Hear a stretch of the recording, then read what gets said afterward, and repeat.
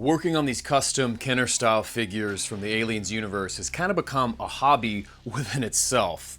Over the past couple of years, I've created a few, and I've really enjoyed putting the time and effort into coming up with all new figures to expand my Kenner alien toy line. And it just so happened someone dropped a comment down below one of the videos and said, hey, why not a Kenner-style engineer figure? And I thought, why the hell not? You never know what may happen here at 2-Day Rentals. Drop me a line if there's a figure you'd like to see me attempt, and I think it's within my skill set. Who knows? Maybe I'll give it a shot. But this is actually one that I had pondered in my head. I mean, the engineer is such a crucial character in the Aliens universe. It's been depicted a couple different ways. The movie, obviously, is one design choice of a direction I could go. I really like how Ridley Scott approached the design of the engineer in Prometheus. It really works with the aesthetic of the original film. It's simple, but it's very effective. The depiction of the space jockey / engineer character from the Dark Horse comics in the late 80s does vary quite a bit, and understandably so.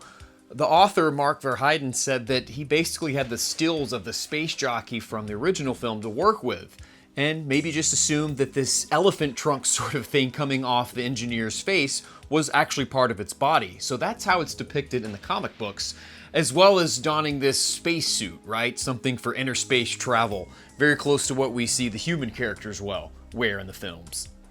So there were a couple different directions I could go. But really, I think what I've done is sort of an original approach to the idea of the engineer character in the Aliens universe. I think it borrows a little bit from both potentially, but I had a lot of fun putting it together, and I think there's maybe even some edits I could do down the line to tweak it or attempt a different version within itself.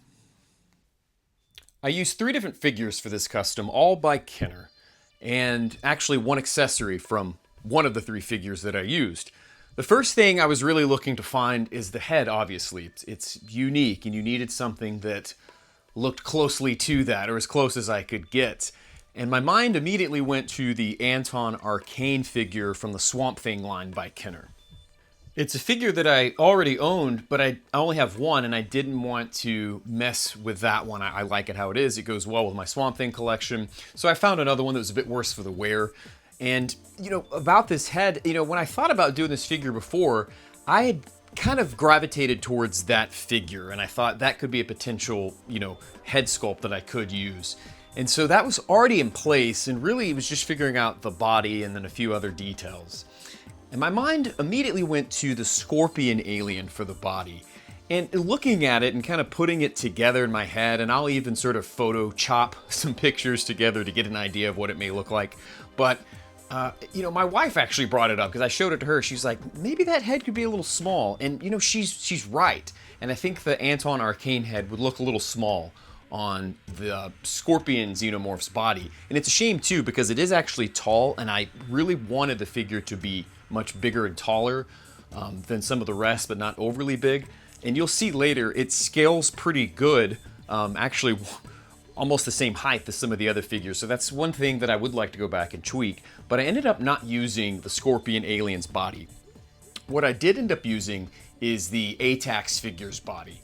And this is a figure that's grown on me over the years. I didn't have it when I was younger, and I've picked it up later. I have one in the package, and I found a few loose. And I do like the body sculpt on this figure. I think it could work for a lot of different customs. It's just very unique within this line. It has a little bit of a xenomorph looking body because obviously his character disguises himself as a xenomorph. He's like this hive buster, like badass, and it's just a really cool idea. But that sculpt of the body could work for a few different things.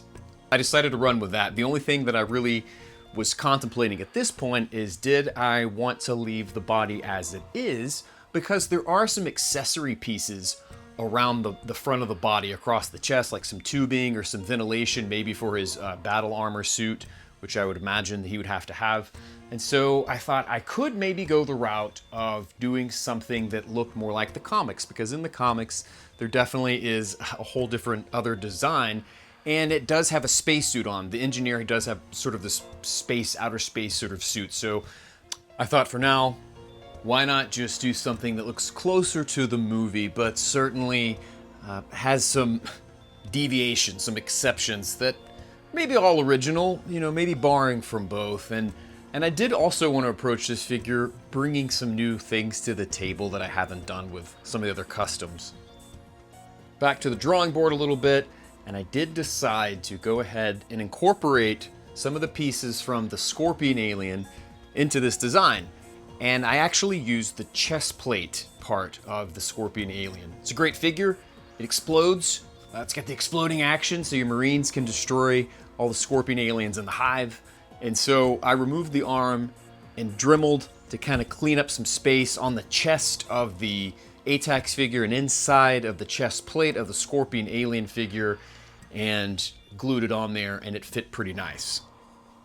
So I thought it worked out pretty well. It works twofold. It bulks up the figure a little bit. It gives us a design and look that's closer to what the engineers look like in the film. And it also repurposes another Kenner figure to make a new figure, which they were famous for, and a lot of toy companies are, but especially Kenner. And it's always neat to see different components of different figures that were put together to make brand new ones. And so this pays homage to that idea of how Kenner may approach it.